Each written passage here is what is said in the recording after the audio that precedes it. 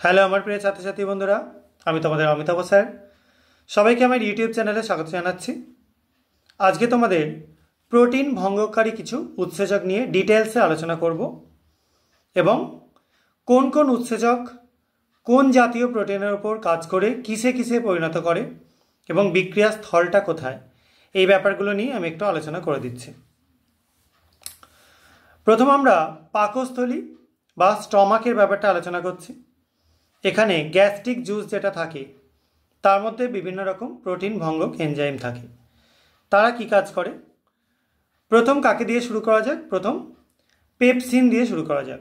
সবার খুব পরিচিত পেপসিন প্রোটিনকে কিসে পরিণত করে? পেপটোনে পরিণত করে। এটা সবাই তোমরা আগেও পড়েছো।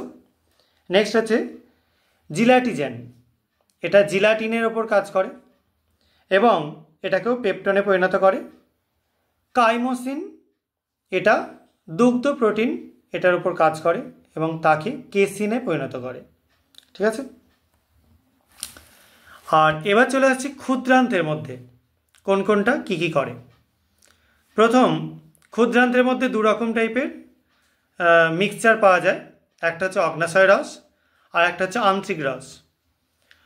অগ্নাশয় রসের মধ্যে উৎসেচক হচ্ছে ট্রিপসিন।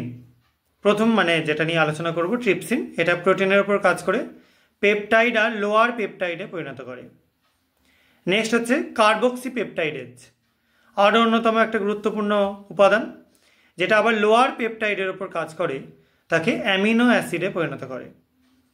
নেক্সট হচ্ছে কাইমোট্রিপসিন, এটা দুগ্ধ প্রোটিন এবং কেসিন দুটোর উপরই কাজ করে, তাদেরকেও পেপটাইডে পরিণত করে। অনেক সময় ক্যালসিনাইট এটায় পরিণত করে বা ক্যালসিয়াম ক্যাসাইনেটে পরিণত করে। ঠিক আছে।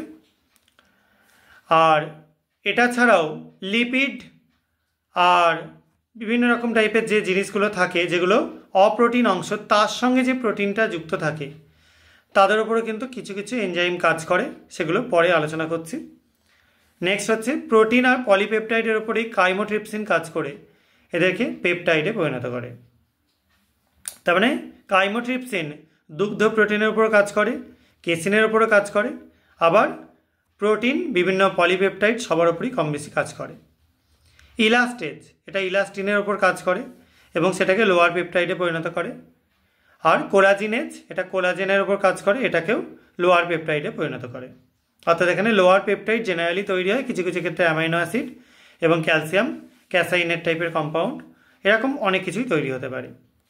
নেক্সট আন্ত্রিক রস, এটার মধ্যে কী কী উল্লেখ করব? প্রথম অ্যামাইনো পেপটাইডেজ, এটা লোয়ার পেপটাইডকে কিসে পরিণত করে? অ্যামিনো অ্যাসিডে পরিণত করে বা অ্যামাইনো অ্যাসিডে পরিণত করে। ডাইপেপটাইডেজ, এটা ডাইপেপটাইডের উপর কাজ করে এবং এটা থেকেও অ্যামাইনো অ্যাসিড বা অ্যামিনো অ্যাসিড তৈরি হয়। পলিনিউক্লিওটাইডেজ, এটা নিউক্লিক অ্যাসিডের উপর কাজ করে এবং এটাকে নিউক্লিওটাইডে পরিণত করে।